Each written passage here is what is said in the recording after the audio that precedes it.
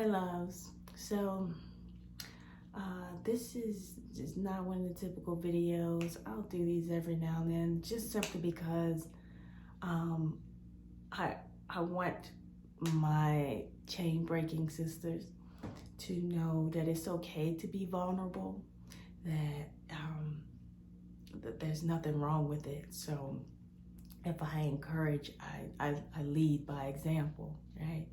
So I figured that this could be a moment that I could be vulnerable. I've been, as if I haven't already in my last videos, but as far as healing goes, being vulnerable and healing, and to know that it's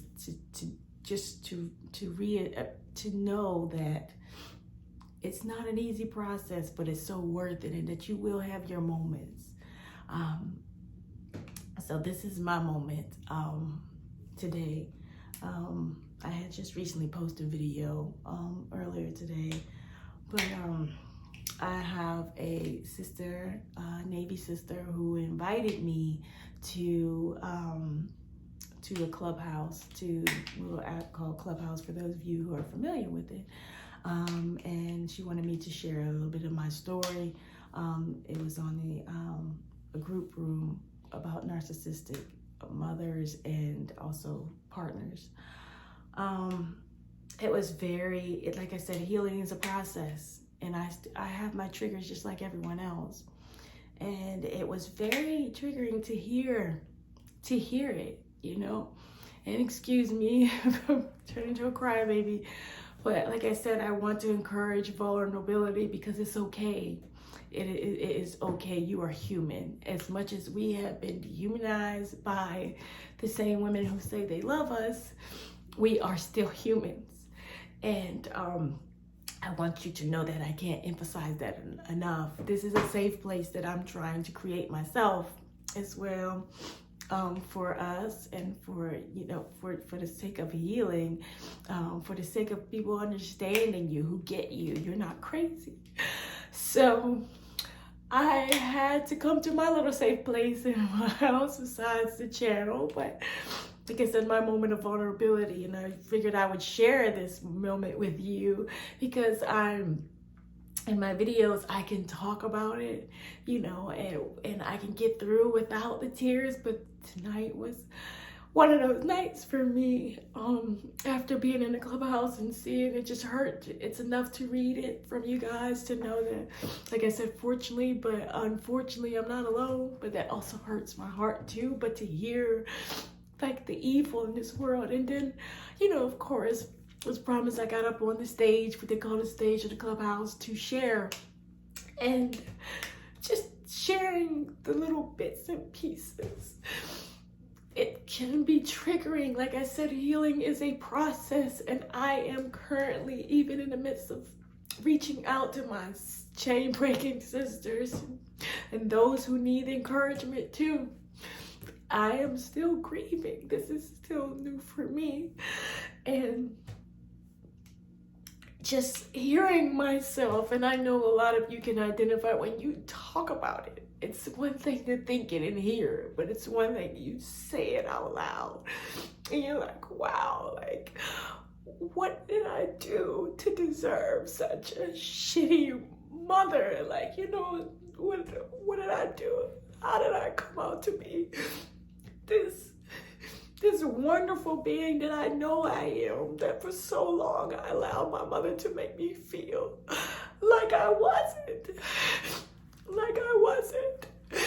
And to talk about that darkest moment, it brought it back. It was triggering for me tonight to talk about that, where I reached a point where I talked about with you guys about suicide and me not wanting to be here, like being at your lowest point and knowing that your mother is the reason for it. Your own parents. I will not exclude my father, him too, but it started with her.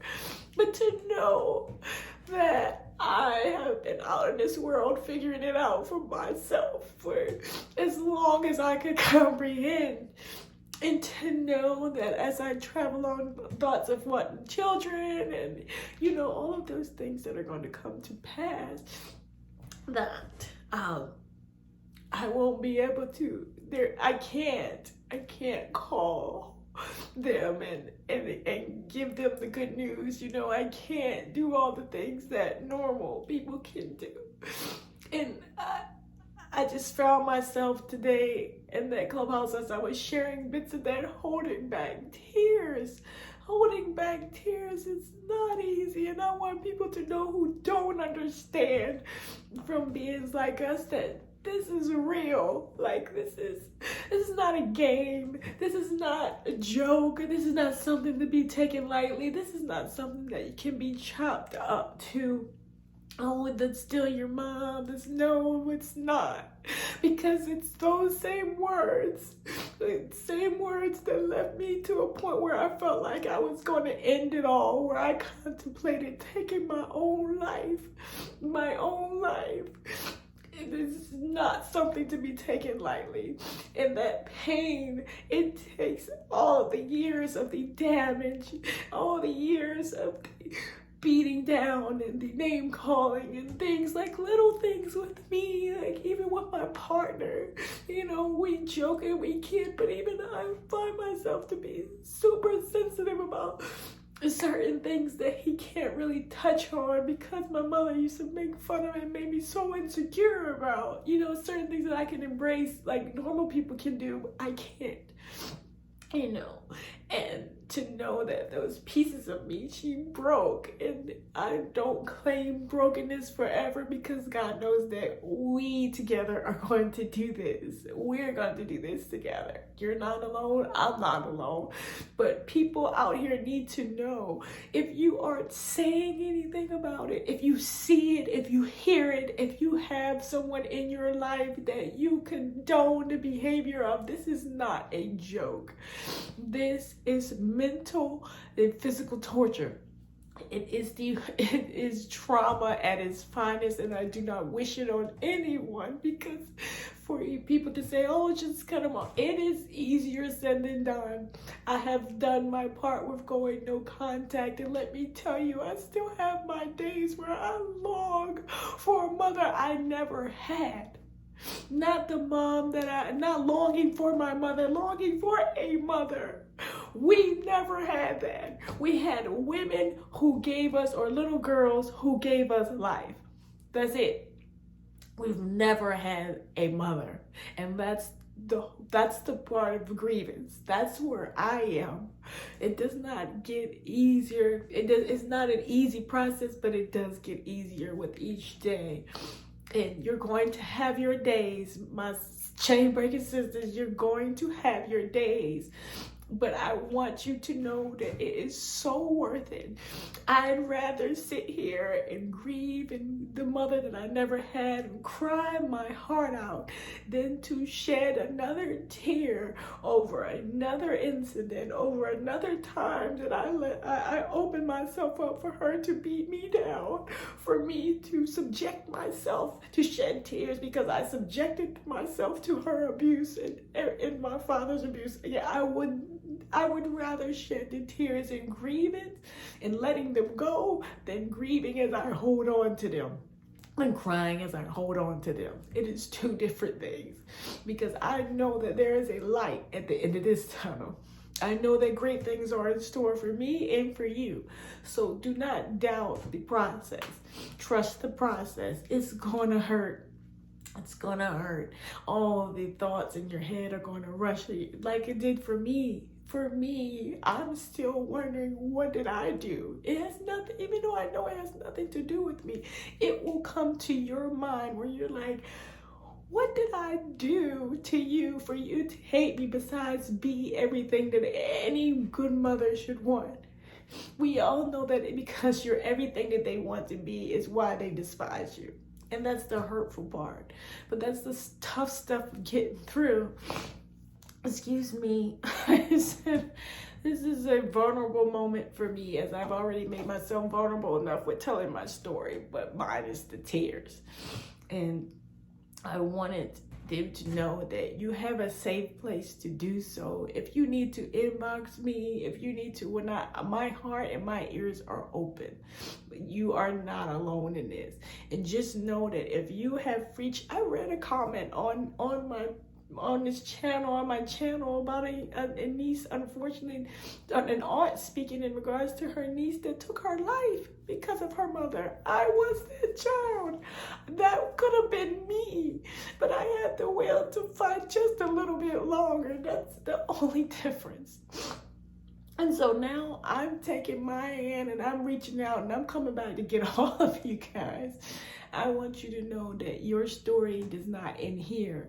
This chapter, whenever you're ready, it can end here. But your story, you still got a whole book to write, baby. You still got a whole lot of living to do. You still, and as like I said, as I'm telling you, I'm telling myself, you got a lot of living to do. Don't give up.